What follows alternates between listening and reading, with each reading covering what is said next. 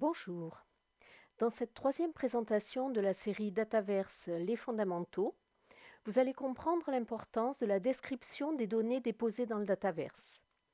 Pour bien décrire les données, on utilise plusieurs standards de métadonnées. Pour faciliter la saisie, vous disposerez d'un modèle ou template et vous verrez comment bien l'utiliser.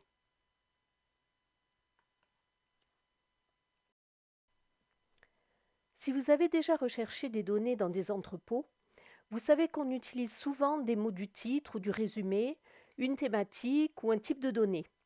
Pour que vos données puissent être trouvées par d'autres scientifiques, il faut donc bien les décrire, avec des métadonnées riches et de préférence standardisées. Ces informations sont aussi indispensables pour que vos données soient comprises par d'autres chercheurs. Elles seront ainsi véritablement réutilisables. Dans cette perspective, vous préciserez les conditions de réutilisation et les éventuelles restrictions.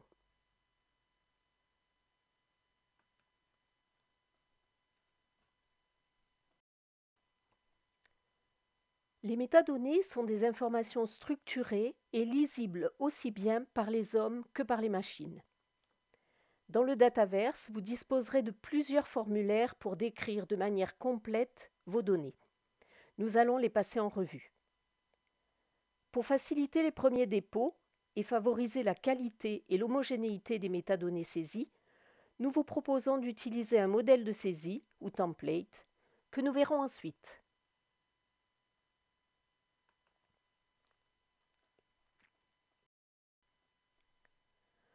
Le premier formulaire de saisie concerne les métadonnées dites de citation, qui sont destinées à décrire de manière générale votre dataset. Seules 5 métadonnées sont obligatoires.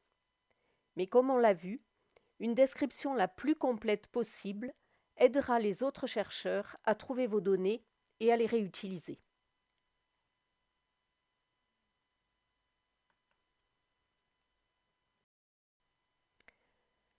Les métadonnées géospatiales permettent de situer le lieu de collecte ou de production de vos données. Ce sera en premier lieu un pays, mais vous pouvez préciser la province, voire le village concerné. Vous avez aussi la possibilité de définir par ces coordonnées un rectangle englobant pour votre zone de recherche.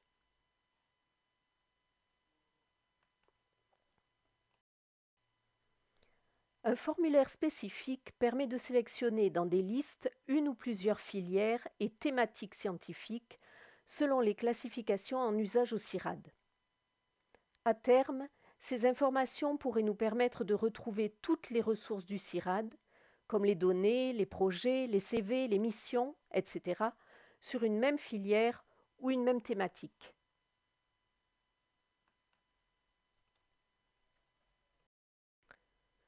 Les métadonnées disciplinaires permettent une description fine à l'attention de votre communauté scientifique. 2 standards sont actuellement proposés dans Dataverse. Le premier pour les données d'enquête, le second pour les recherches en sciences de la vie. Les formulaires correspondants sont disponibles ou non dans les dataverses d'unités selon les types de recherches qui y sont menées.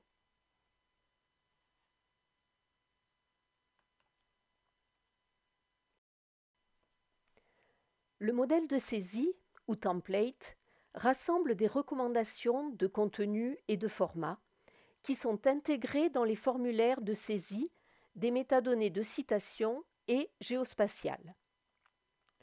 Ces recommandations doivent être remplacées par votre propre saisie ou effacées si le champ n'est pas renseigné. L'objectif est d'homogénéiser le format de certaines métadonnées, comme les dates, les noms de personnes ou les affiliations.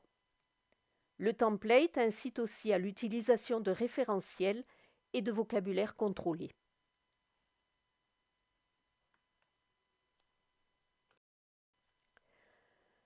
L'utilisation du template favorise l'interopérabilité des entrepôts et la qualité des métadonnées. Les valeurs les plus utilisées de certaines métadonnées, comme les dates ou les sujets, remontent en colonne de gauche sur la page d'accueil du Dataverse sous la forme de facettes de sélection. Il est donc important de veiller à une certaine homogénéité de la saisie.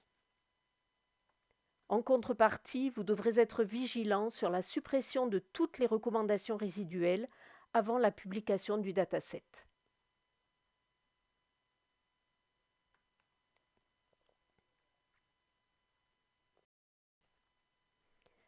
Les templates sont gérés par le gestionnaire du Dataverse de l'unité. Plusieurs templates peuvent être proposés avec des valeurs par défaut dans certains champs de saisie. Quoi qu'il en soit, on a toujours le choix d'utiliser ou non un template, mais cela est fortement recommandé pour les premiers dépôts.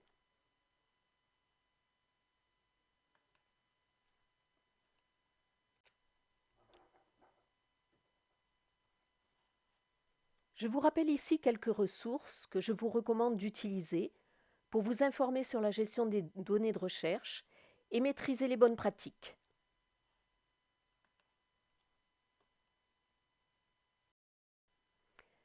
Merci de votre attention. Les 2 dernières présentations de la série concerneront la diffusion des données et la recherche de données externes.